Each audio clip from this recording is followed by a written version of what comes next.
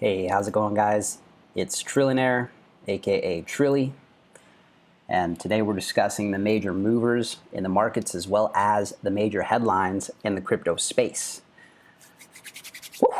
All right, now first up, got some markets in the red today, ladies and gentlemen. Our old friend Bitcoin on a roller coaster, heading up and down, up and down. Right now, we've lost about 15.5 billion since the height of the market at 179 billion. Those of you holding, more power to you. Not a very bad long-term strategy. Certainly, buying the dips is a smart strategy. The question is this a dip or is this a correction? And that remains to be seen. Right now, the market is dipped and consolidating at that dip level. Trying to decide if it's going to go up or not. But if you're a holder in the long term, this isn't anything to worry about. And buying the dips is a strong strategy. So go ahead and okay, I'm reloaded. Get reloaded, baby. In other news, we've got Roger Ver. Roger Ver pays his employees in Bitcoin or Bitcoin Cash. He said about half of his employees chose to opt into Bitcoin Cash due to the fees being substantially lower. If you've been living under a rock, Roger Ver is the man that has supported Bitcoin practically since its inception, being known as the first Bitcoin investor, also known as Bitcoin Jesus, practically being a televangelist for Bitcoin, spreading the word far and wide, the wonderful uses of it. Roger Ver also owns Bitcoin.com, so obviously his financial interests are vested in it, but anybody who talks about something that they really believe in, obviously they would put their money where their mouth is. So not discounting Roger Ver for doing that, and personally I like the guy. I just think he's a bit sensationalist at time. Obviously he's self-serving, but what human being is not self-serving? All that matters is while you're serving other people, while you're serving yourself, you're serving more people, giving them value. So thank you, Roger Ver, for posting that and highlighting the difference in transaction fees between Bitcoin and Bitcoin Cash.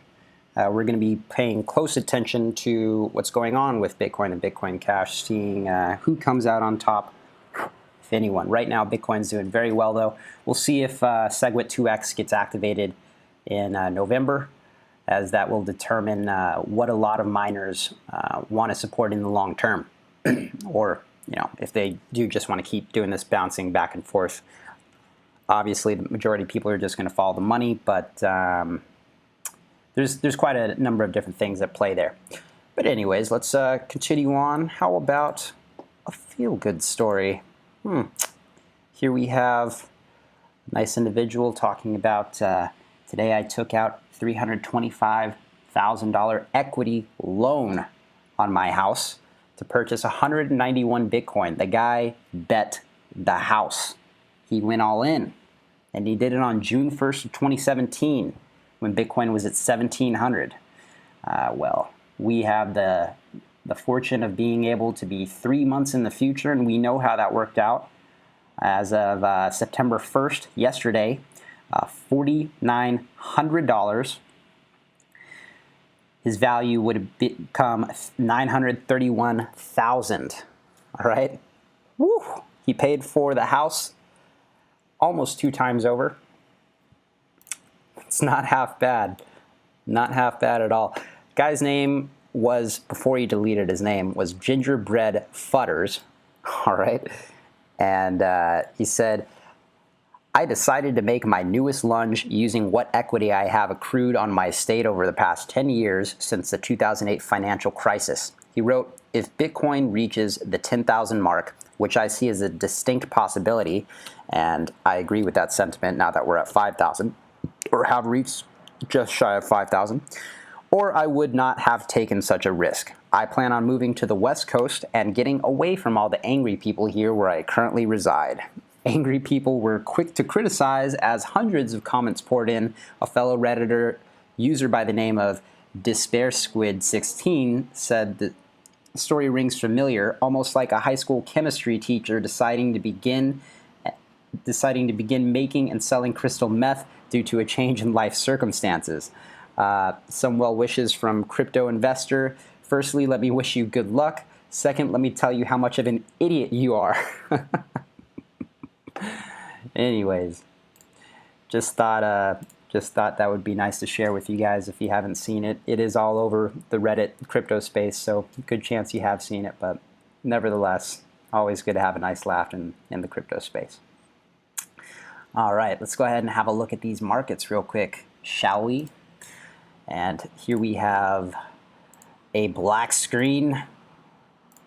Let me get coin market cap up here for you. That's not working. Give me 1 second here. If you're watching, just go ahead and fast forward. And desktop. Picture. Oh. Cryptocurrency market capitalizations. Yes, there we go. Welcome back, ladies and gents. Here we can throw a little picture of my face in there too, huh? And do video capture. Boom. A little bit of this, a little bit of that. Ooh, my head's a little too big though. There we go. Shrink it right on down there. I can leave it in the top corner. That'll work. All right. So what do we got over here? We've got Bitcoin at 4,558, down about 5.6% from yesterday. Ethereum down pretty far, 12%.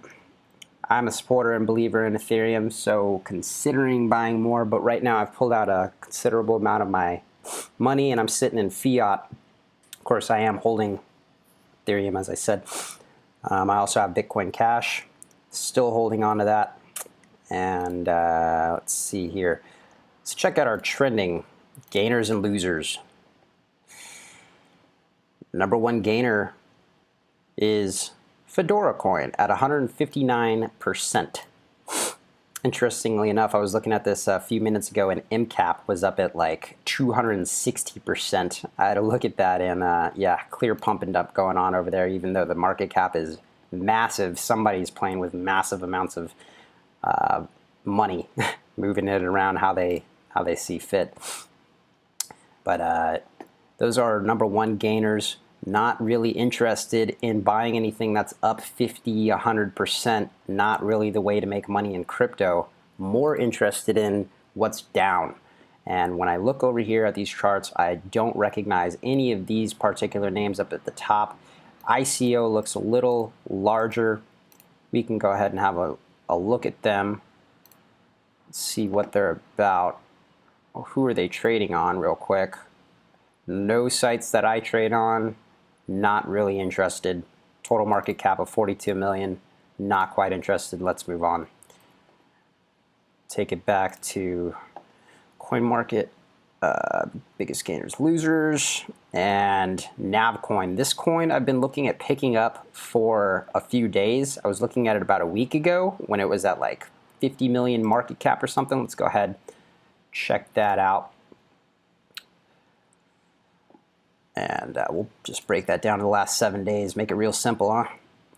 So yeah, I was looking at this, I don't know if it was a week ago, but I was looking at it around this mark. I think it had peaked up here, and that's when it caught my attention, and I'm like, you know, I think I want to get some of that. And what did I do? I went to sleep, and I forgot about it. And then it started making moves, and it made some substantial moves. It peaked out at $120 million market cap earlier today, and now we're seeing it down at roughly, not quite half, but it's way down. It's down about 31.30% over the last 24 hours. Woo! Had a little 37 going around. He didn't like the approach. Didn't like it at all. Well, I may like the approach on Navcoin, and I'm going to be keeping a very close eye on it as I do want to get into this. What is Navcoin? Well, we can take a quick look at the website. Quick little look here. And the first thing I noticed about Navcoin, and the reason why I wanted to invest in it, or speculate on it, or whatever you want to call it, the reason I wanted to put my money into it was because I saw, okay, this is a privacy coin. It's based off of Bitcoin, so, you know, nothing different there, but it's extremely streamlined, and it's just nice and smooth. It feels good. It's modern. Yeah, it's nice. And privacy coins right now, because of all the chatter coming with SEC regulations on ICOs and the IRS taxing government citizens, you know, stating that you know, Bitcoins are assets, they're hard assets, and when you sell them, you have to report that to the IRS for capital gains tax. Well, privacy coins, for people who may want to skirt the system, those are going to gain in value. All right, and people who are thinking like that are going to be investing in these coins, driving the price of these coins up, right? Even though only, you know, 5, 10, 20% of the people actually using the coin are using it for its intended purpose, that doesn't mean that the coin doesn't have value beyond that, but its intrinsic value is just coming from the people who are using it. Its actual value is being inflated, you know, because of all these regulations coming, and rightfully so. So anyway, long story short, I'm going to be looking to pick up some Navcoin pretty soon. I'm liking this dip. I think I might go ahead and buy in a little bit just after this video. Not betting the house on it like our friend Butterfingers or whatever his name was, but interested. Be putting a little bit in there of money that I already have. All right, so other biggest gainers and losers, we've got Rise. Rise is a wallet. Got about a $40 million market cap. Rise has a pretty clean website. Let's have a look at it.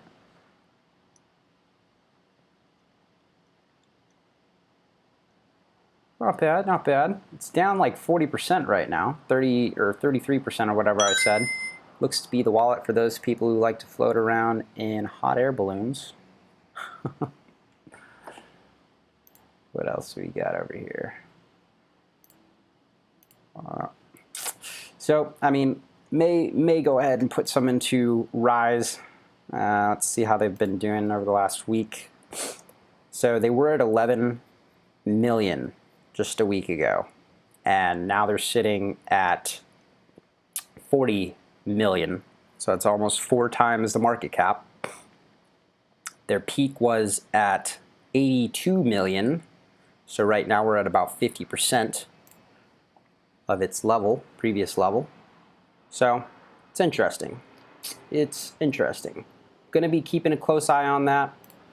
Be checking the Coinigi on these non-stop. I'm interested in picking up NAV as long as I see it stay above this 50% line here. All right. 50% retracement level, which appears to be roughly what it's sitting on right now, 26, 22, 3 Satoshi. And Rise over here,